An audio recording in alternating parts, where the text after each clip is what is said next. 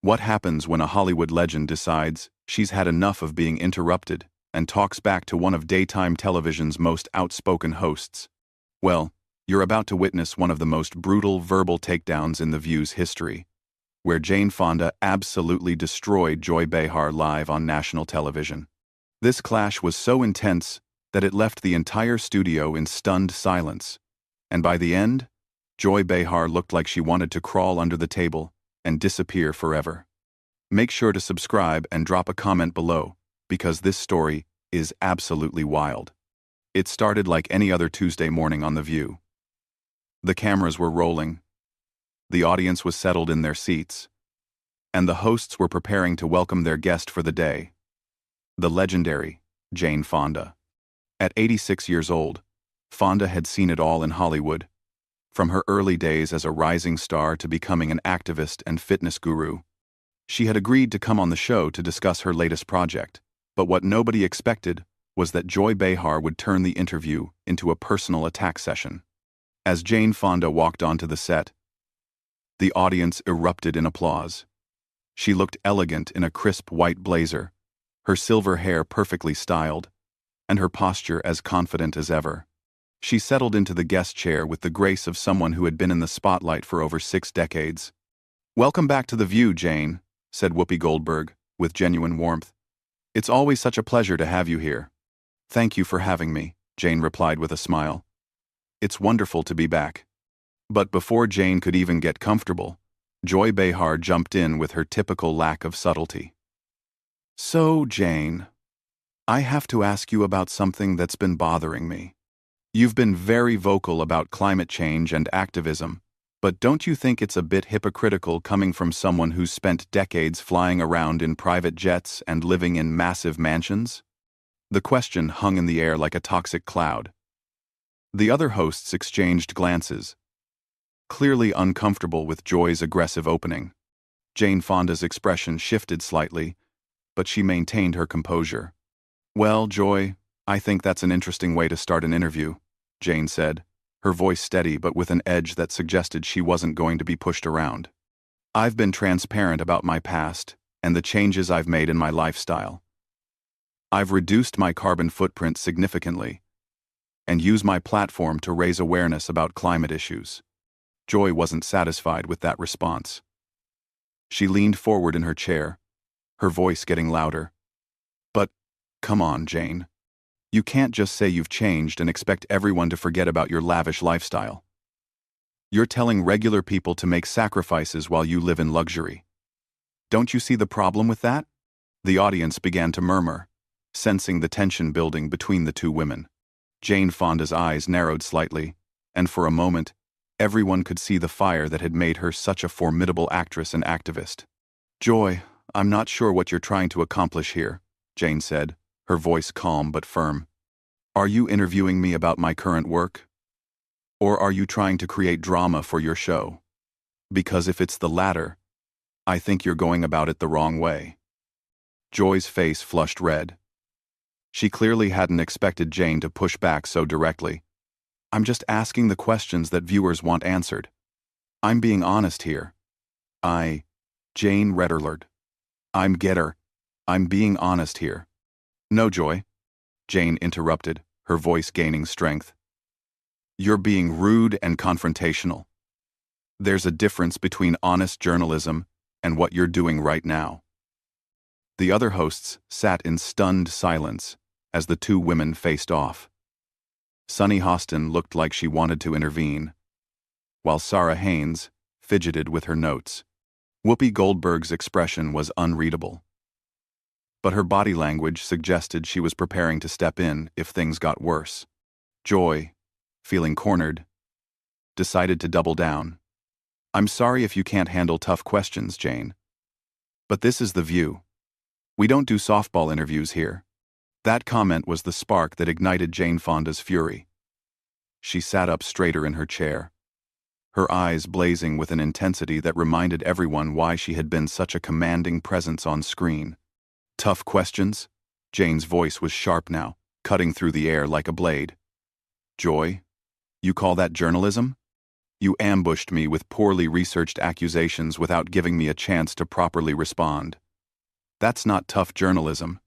That's tabloid sensationalism. Joy opened her mouth to respond. But Jane wasn't finished. And furthermore, if you had done even basic research before this interview, you would know that I've been living in a smaller home for years. I've eliminated private jet travel from my personal life, and I've donated millions to environmental causes. But you didn't bother to check any of that, did you? The audience was completely silent now, hanging on every word.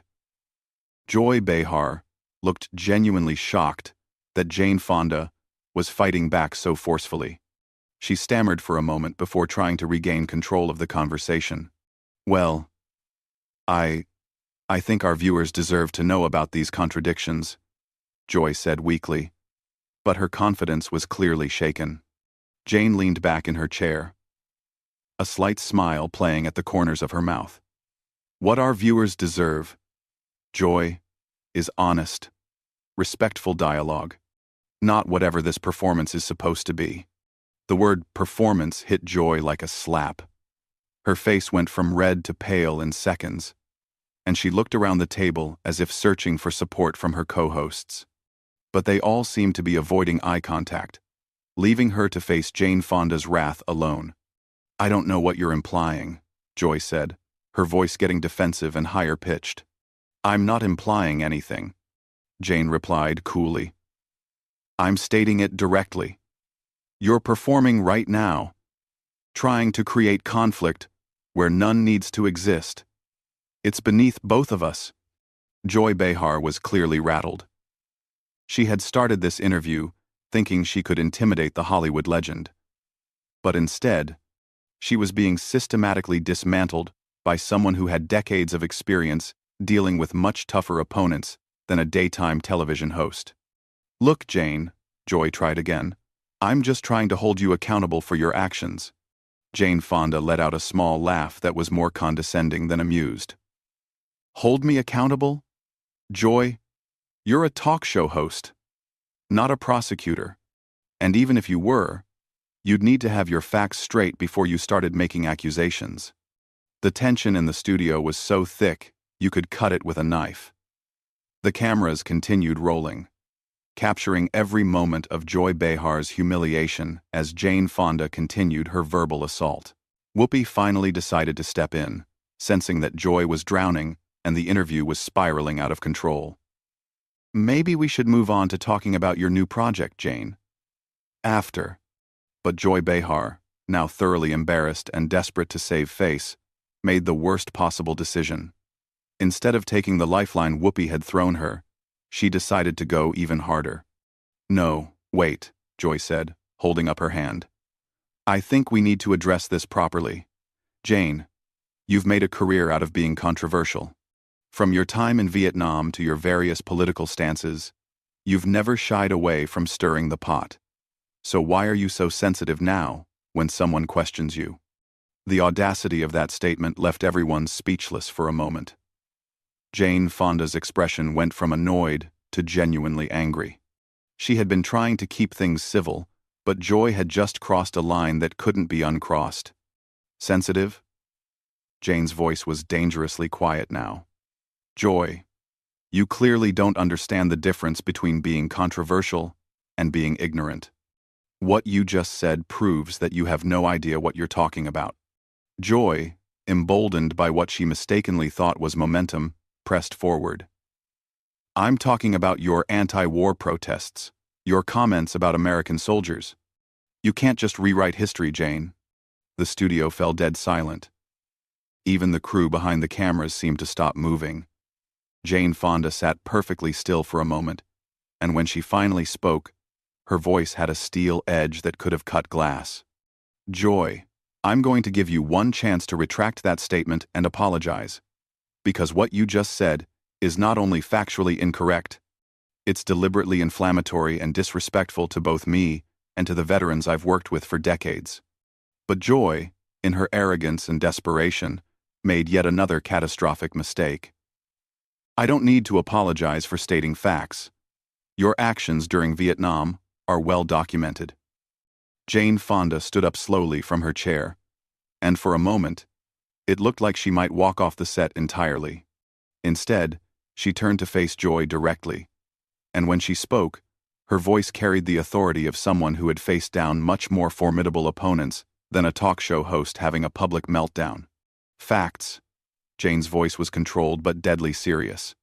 Let me give you some facts, Joy. I spent 2 years visiting wounded veterans in hospitals. I've worked with veteran organizations for over 50 years. I've apologized repeatedly for any pain my actions caused. And I've dedicated significant portions of my life to supporting our troops. But you wouldn't know any of that because you didn't bother to research before you opened your mouth. Joy's face was now completely pale.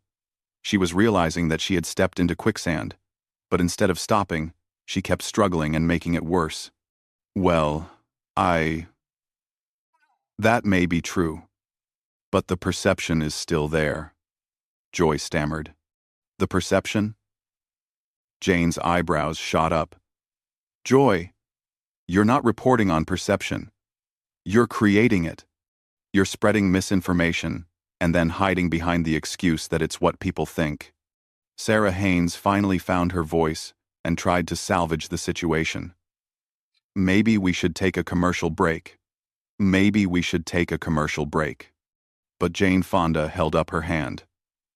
No. I think we should finish this conversation. Joy started it. So let's see it through.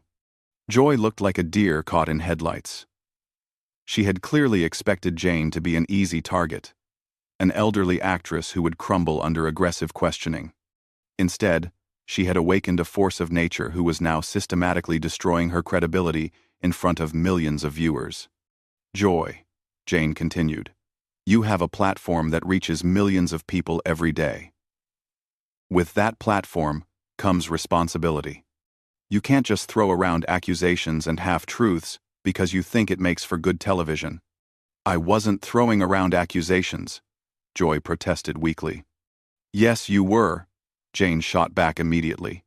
From the moment I sat down, you've been making statements without basis, asking loaded questions, and now you're trying to relitigate history that you clearly don't understand. This isn't journalism, Joy. This is a hit job. The other hosts looked mortified. Sunny Hostin was staring at her hands, clearly uncomfortable with the direction the interview had taken. Whoopi looked like she was calculating how to end this disaster, while Sara seemed to be in shock. Joy, now completely out of her depth, made one final desperate attempt to regain control. I think you're overreacting, Jane. This is just a normal interview. That comment was the final straw. Jane Fonda let out a laugh that was pure disbelief. Normal? Jane shook her head. Joy, in a normal interview, the host prepares by researching their guest. They ask thoughtful questions designed to inform their audience. They listen to the answers and follow up appropriately. You've done none of that. I did prepare, Joy said defensively. No, you didn't, Jane replied firmly. If you had prepared, you would know that I've spent the last decade working on climate documentaries, that I've been arrested multiple times for protesting environmental destruction, that I've put my money where my mouth is by funding renewable energy projects. But instead of asking me about any of that meaningful work, you chose to ambush me with tabloid-level gossip. Joy's mouth opened and closed like a fish out of water. She had no response because Jane Fonda was absolutely right, and everyone in the studio knew it. And another thing, Jane continued, her voice gaining momentum. Your approach isn't just unprofessional, it's lazy. You could have had a fascinating conversation about the intersection of entertainment and activism, about how Hollywood has changed over the decades, about the challenges facing older women in the industry.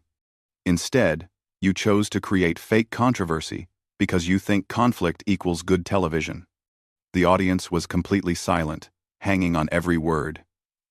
Some were nodding in agreement with Jane, while others looked uncomfortable witnessing such a thorough professional dismantling.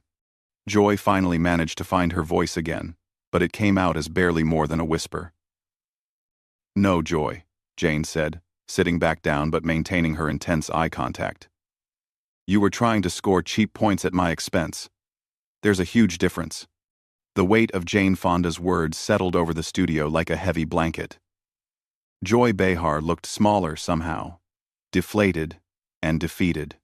She had started this interview thinking she was going to expose hypocrisy, and instead had exposed her own lack of preparation and professionalism. "Furthermore," Jane continued, clearly not finished with her devastating critique, "the way you've conducted this interview says more about you than it does about me. You've shown your viewers that you're more interested in creating drama than in having meaningful conversations with your guests." Joy tried one more time to defend herself. Jane tilted her head slightly, a gesture that somehow managed to be both elegant and condescending. "Joy, there's a difference between tough questions and rude behavior. Tough questions are well-researched, relevant, and asked with respect. What you've been doing is just being combative. For the sake of being combative." The silence that followed Jane's words was deafening. Joy Behar sat frozen, clearly struggling to process the fact that she had been so thoroughly outmaneuvered by her guest. But Jane Fonda wasn't finished. She had decades of experience dealing with hostile interviews, difficult directors, and challenging situations, and she was about to use every bit of that experience to deliver a final blow that would end this confrontation once and for all. "You know what the real tragedy is here, Joy," Jane said, her voice now calm but still carrying that underlying steel. "You had an opportunity to have a real conversation with someone who has lived through 7 decades of American history, who has seen the entertainment industry evolve, who has been on the front lines of social movements. Instead, you chose to waste everyone's time with this performance." Joy's face was now completely drained of color. She looked around the table desperately, but her co-hosts were all avoiding eye contact. They had clearly decided that Joy had dug this hole herself, and they weren't going to jump in to help her. "I think maybe we should move on," Joy said quietly, her earlier bravado completely evaporated. "Oh, now, you want to move on?" Jane's eyebrow arched perfectly. "After you've spent the last 10 minutes making accusations and spreading misinformation, now you want to change the subject? That's very convenient, Joy." The audience was riveted. This wasn't just an interview gone wrong. This was a masterclass in how to handle a hostile interviewer. Jane Fonda was systematically dismantling everything Joy Behar had tried to accomplish, and she was doing it with the grace and precision of someone who had been in far more challenging situations than this. "Joy, let me ask you something," Jane continued, leaning forward slightly. "When you were preparing for this interview, what exactly did you hope to accomplish? Did you think you were going to expose some great hypocrisy? Did you think I would crumble under your questioning?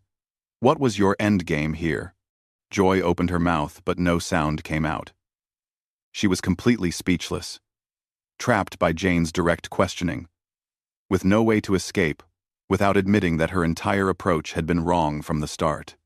"Because from where I'm sitting," Jane went on, "it looks like you invited me on your show not to have a conversation, but to use me as a prop in whatever narrative you had already decided to tell your viewers. That's not journalism, Joy. That's exploitation." The word exploitation hung in the air like a bomb. Joy's hands were visibly shaking now, as she tried to figure out how to respond to such a direct and devastating accusation. I never intended to. I mean," Joy stammered. But Jane cut her off with a gentle but firm gesture. "Joy, I want you to listen to me very carefully," Jane said, her voice taking on an almost maternal tone that somehow made her words even more cutting. "I've been doing interviews for over 60 years. I've faced hostile journalists, aggressive prosecutors, angry protesters, and hostile studio executives. You are none of those things. You're just a talk show host who thought she could score points by being rude to an elderly guest. And that's not just unprofessional. It's sad." The audience gasped audibly at Jane's use of the word sad. It was delivered with such quiet authority that it hit harder than any shouting could have. Joy looked like she had been physically struck. Whoopi finally decided she had to intervene before things got even worse for Joy. "Jane, we really appreciate you being here, and I think maybe we should wrap up this segment." But Jane held up her hand politely. "Actually, Whoopi, I'd like to finish this thought if I may. Joy started this conversation, and I think she deserves to hear my complete response." Joy looked like she wanted to disappear into her chair, but Jane wasn't going to let her off the hook that easily. "Joy, you mentioned earlier that I've been controversial throughout my career. You're absolutely right about that. But there's a crucial difference between being controversial because you're fighting for something you believe in, and being controversial because you don't know how to conduct yourself professionally." Jane paused for a moment, letting that distinction sink in before continuing. "When I protested the Vietnam War, when I spoke out about women's rights, when I fought for environmental causes, I knew I would face criticism. I was prepared for it because I believed in what I was doing. But what you've done today isn't brave or principled. You've just been rude for no reason other than you thought it would make for entertaining television." Joy finally found her voice, though it came out as barely more than a whisper. "I'm sorry if you feel I was rude." "I don't feel you were rude, Joy," Jane replied immediately. "You were rude. That's not a feeling, that's a fact. And your apology would be more meaningful if you actually understood what you're apologizing for." The other hosts exchanged glances, clearly uncomfortable with how thoroughly Joy was being demolished, but none of them seemed willing or able to step in and help her. "Let me give you some advice," Jane continued, her voice now taking on the tone of a teacher, addressing a student who had badly misbehaved. "The next time you have a guest on this show, try treating them with respect. Try asking questions that are designed to inform your audience rather than to create conflict. Try listening to their answers instead of waiting for your next opportunity to attack." Joy nodded mutely, clearly hoping that agreeing would make this nightmare end sooner. "And most importantly," Jane said, her voice gaining strength for her final point, "remember that your guests are human beings, not punching bags for whatever frustrations you're carrying around.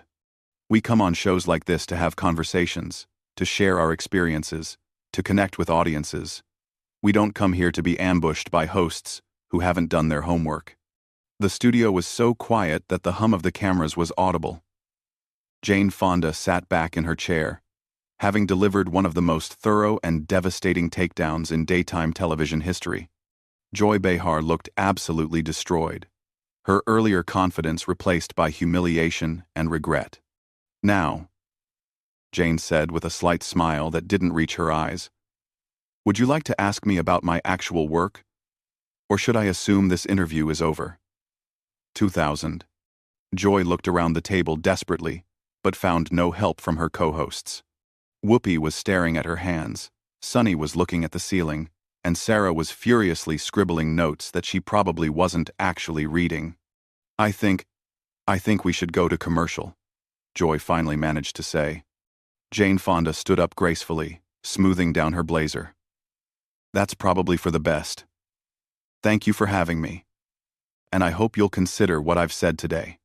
As the cameras cut away and the studio lights dimmed, Joy Behar sat alone at the table, looking like she had been hit by a truck. She had started this interview thinking she would expose Jane Fonda. But instead, she had exposed herself as unprepared, unprofessional, and completely out of her depth when faced with a true Hollywood legend who refused to be intimidated. The audience filed out in stunned silence, many of them shaking their heads at what they had just witnessed. It was clear that this would go down as one of the most brutal interview disasters in television history, and Joy Behar would be the one remembered as the host who got absolutely destroyed by an 86-year-old actress who refused to take her nonsense. What did you think of this absolutely brutal takedown?